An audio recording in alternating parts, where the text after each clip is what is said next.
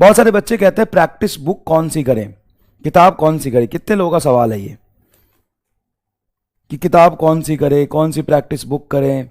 हाँ, हमें एनसीईआरटी करना है, एनसीईआरटी के क्वेश्चन दे दीजिए, हमको डैश डैश का सवाल दे दीजिए।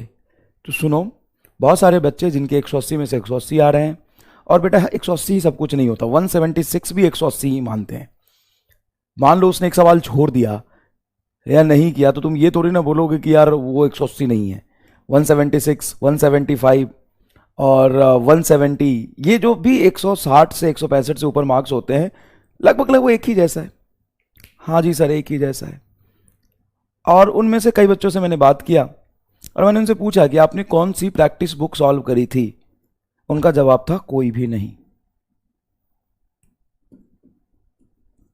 कोई भी नहीं।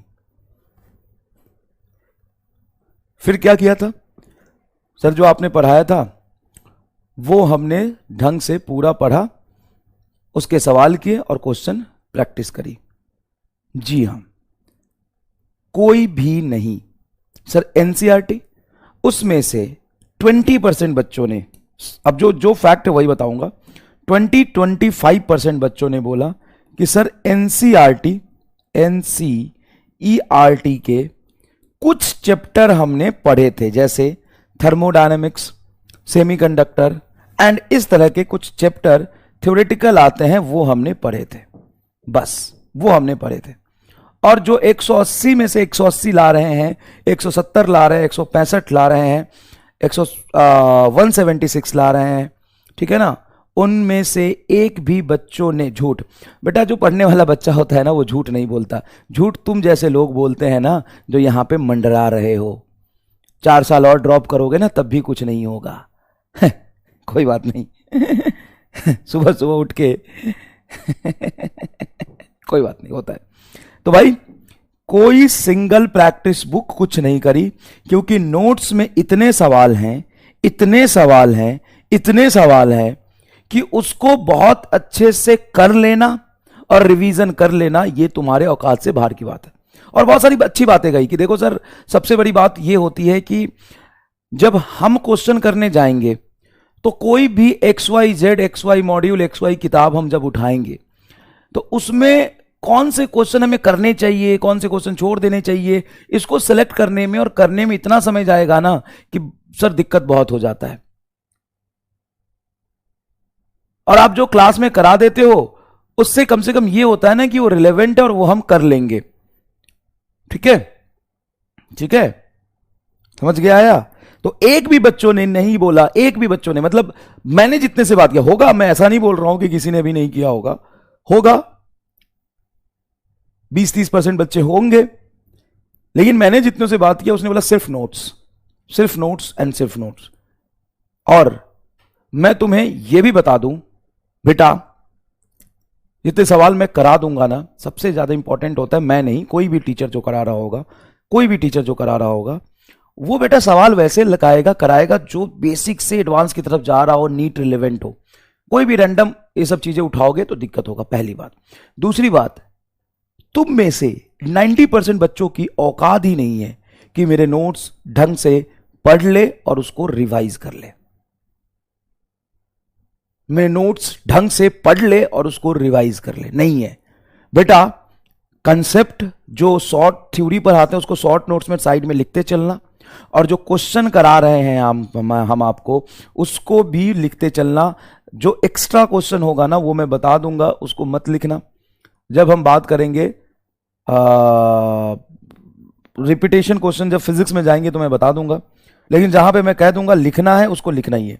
और वैसे जो सब्जेक्टिव कोई ऑब्जेक्टिव क्वेश्चन होते हैं, 4 ऑप्शन के साथ होते हैं, उसमें आप ऑप्शन को इग्नोर कर सकते हैं। ऑप्शन को क्या कर सकते हैं? इग्नोर कर सकते हैं। सवाल लिखिएगा, सॉल्यूशन लिखिएगा, सही आंसर लिखिएगा, ठीक है? ज्यादा परेशान होने की जरूरत नहीं है।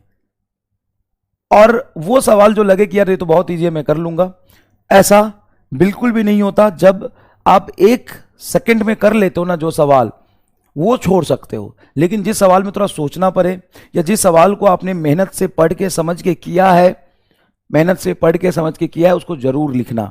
कई बार लगता है कि यार ये तो मुझे आ गया, ये तो लिखने की जरूरत ही नहीं है, लेकिन आप 4 दिन बाद भूल जाएंगे। जब भी मैं अपने किसी जीमेल का या किसी भी बैंक अकाउंट का या किसी का भी पासवर्ड रखता हूं ना, तो जिस समय मैं बनाता हूं ना, जिस समय पासवर्ड बनाता हूं, तो उस समय मुझे लगता है यार मैंने तो खुद ही ये पासवर्ड लिखा है और ये तो मैंने सोच के लिखा है, तो मेरा फेवरेट वर्ड है।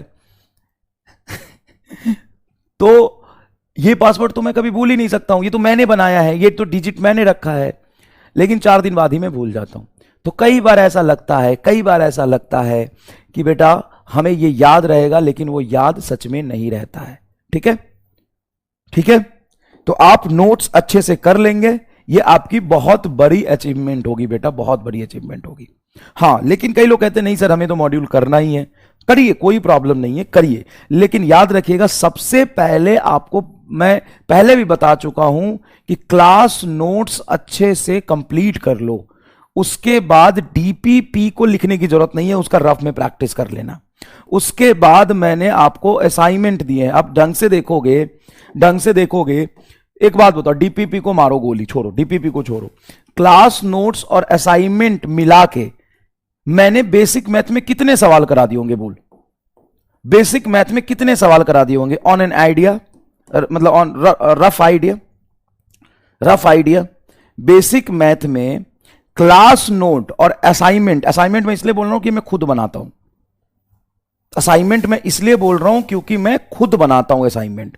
उसके क्वेश्चन देख के तुम्हें लग जाता होगा कि ये सर पहले कहीं नहीं देखे हैं।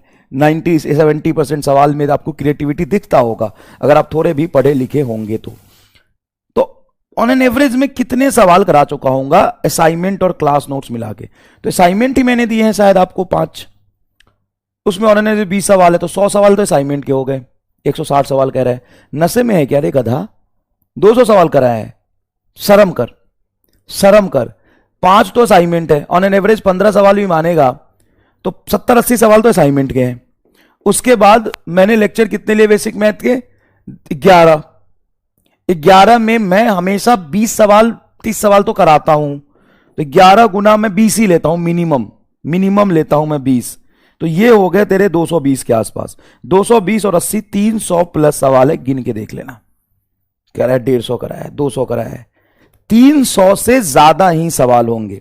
तो भाई बेसिक मैथ में simple differentiation, integration, graph, trigonometry तो है, और उसमें भी आपके 300 से ज्यादा सवाल है। अभी मैं वेक्टर की बात करूं तो वेक्टर में लगभग लगभग कितने सवाल करा दिए होंगे? तो एक तो असाइनमेंट दिया मैंने, ऊपर से कौन बनेगा डॉक्टर डैश के एक सवाल हो गए। हर क्लास में 30-40 सवाल करा, 30 सवाल 25 से 30 सवाल करा रहा हूं। 30 सवाल से ये मैं 20 मिनिमम लिखा हूं। यहां पे अगर ढंग से देखूंगा तो ये 25 या 30 है, मतलब ये 350 से ज्यादा सवाल है, 400 के आसपास सवाल है। 400 यहां वेक्टर में हो जाएंगे अभी 250। तो भाई इतने किस किताब में है बता? मैं तो यह कहता हूं ना कि मेरे नोट्स में जितने सवाल है उतने किस किताब में है बता। और भाई यहां पे थ्योरी भी पढ़ाया, समझाया, उस क्वेश्चन की प्रैक्टिस, मतलब क्वेश्चन सॉल्व करके भी दिखाया। इतने तो किसी मॉड्यूल में भी नहीं है, किसी किताब में भी नहीं है।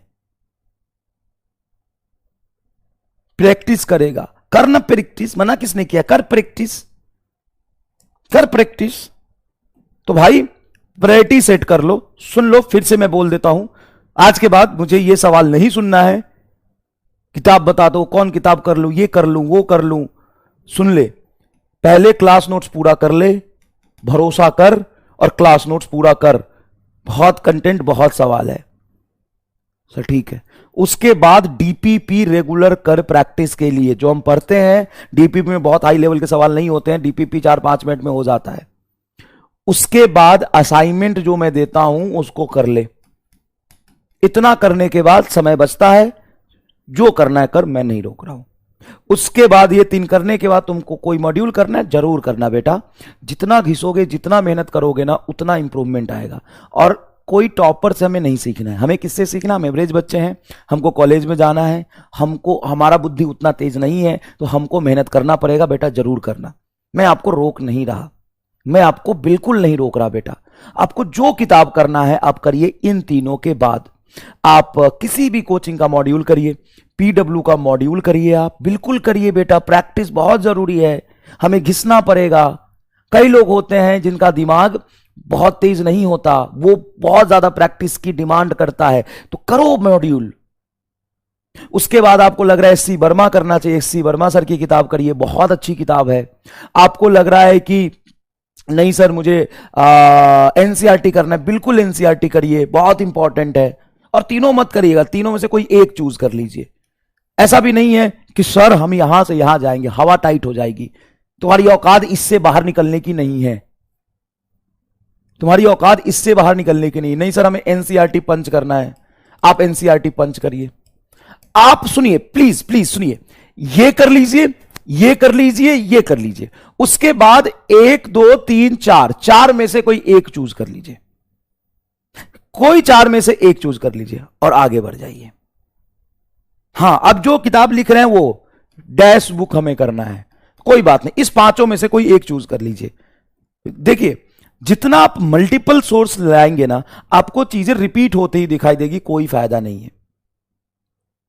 आप ये करने के बाद कोई भी चीज आप उठाइए, उसमें से 70% आपको चीजें दिखाई देगी पढ़ा हुआ, किया हुआ, और 30% में से 10% में मान सकता हूं कि कुछ अलग लैंग्वेज होगा, 20% इररिलेवेंट होता है जिसको करने का कोई फायदा नहीं है।